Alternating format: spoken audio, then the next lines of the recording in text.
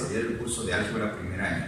Bueno, no necesariamente soy o puedo ser docente de aula, sin embargo todos nosotros, los docentes del Colegio Peruano Español, estamos aportando, estamos apoyándote para que tú tengas al menos algo más claro con respecto al material subido en nuestra plataforma virtual.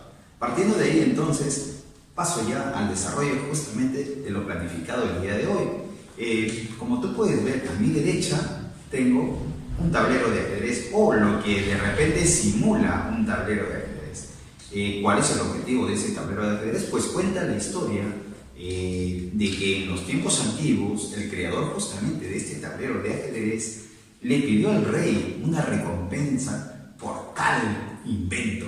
Entonces, ¿qué es lo que le pedía?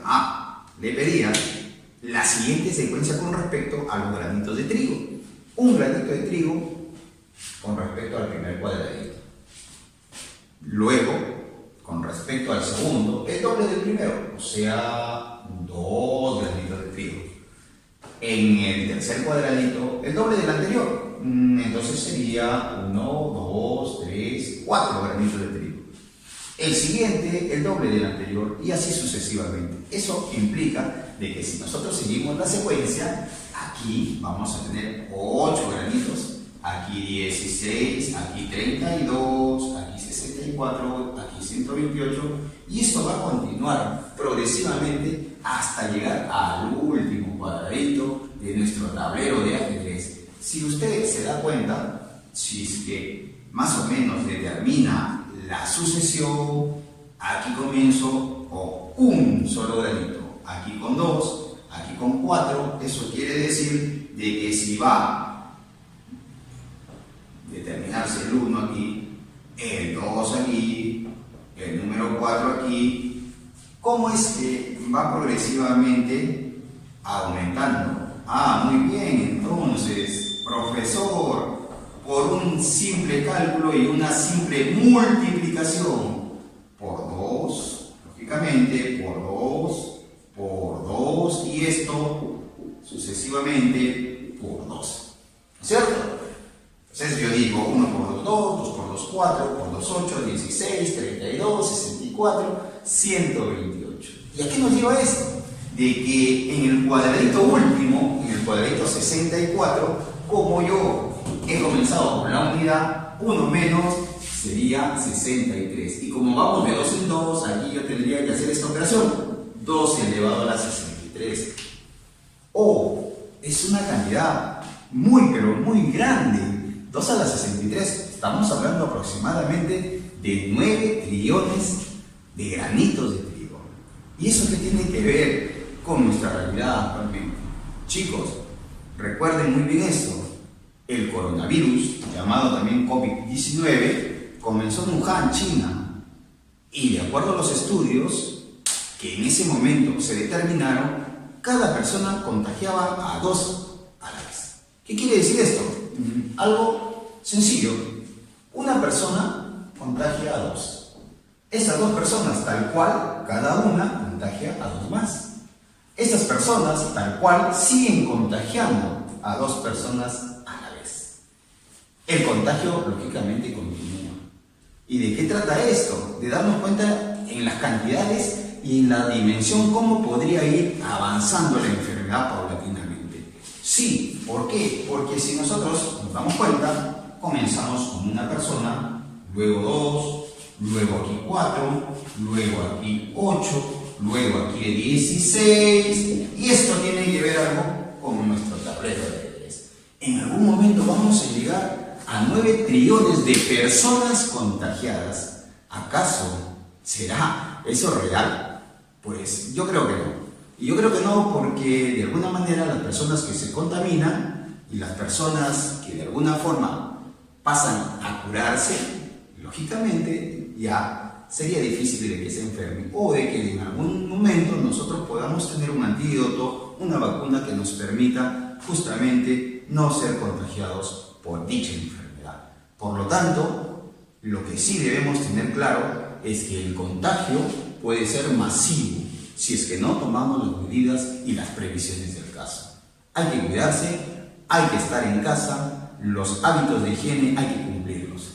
todas las normas emitidas por nuestro gobierno para poder reducir el contagio son positivas.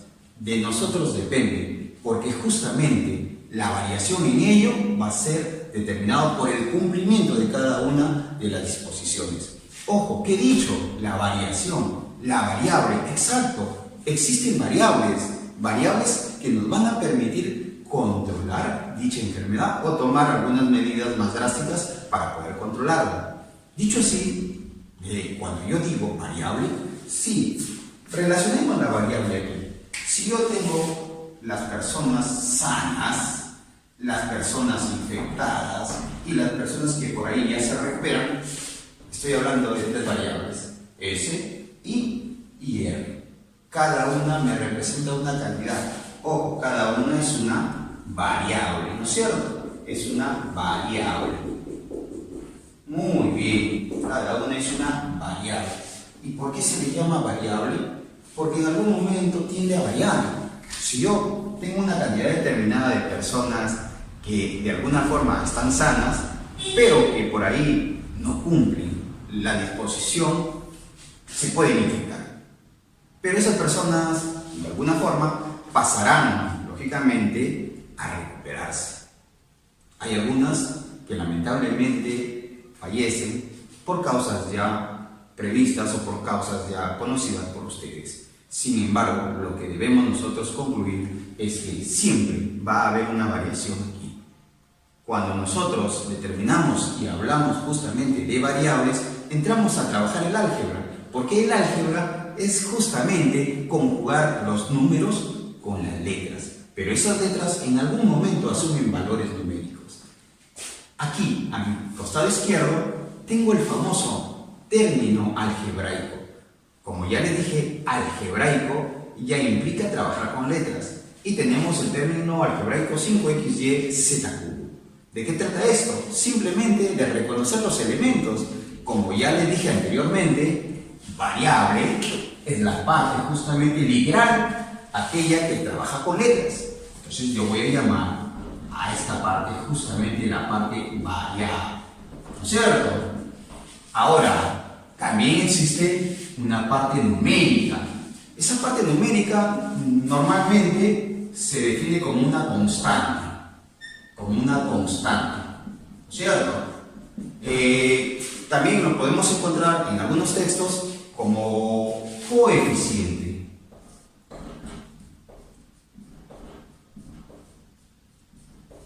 Ahí está, coeficiente, ¿no?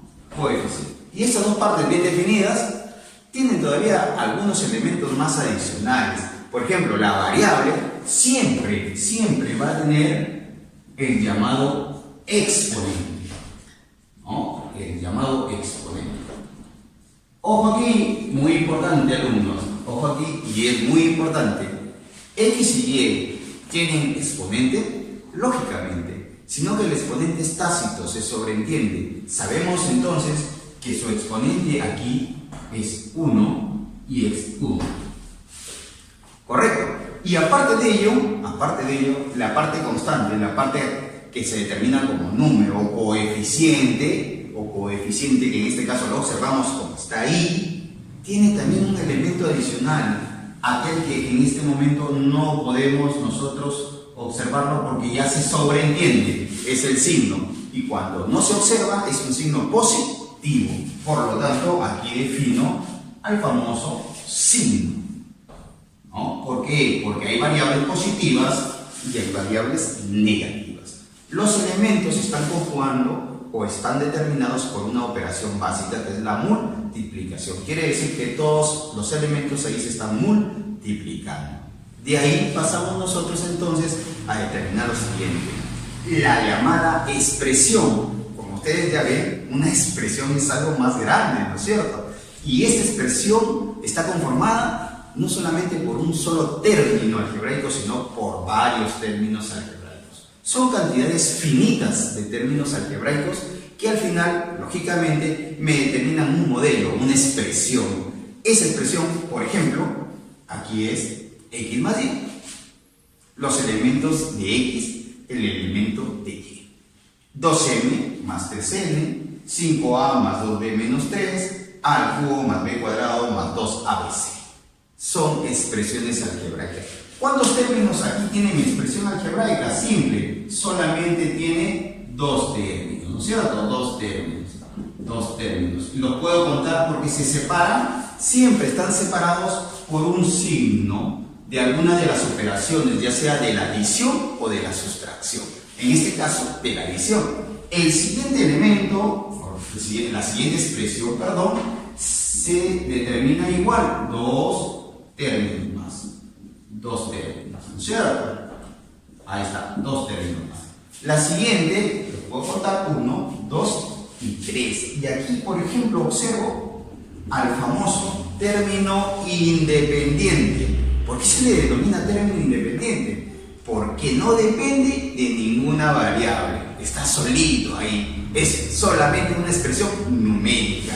¿Cuántos términos entonces hay aquí? Aquí tenemos 3 términos, ya que al término independiente también se le cuenta como un término más.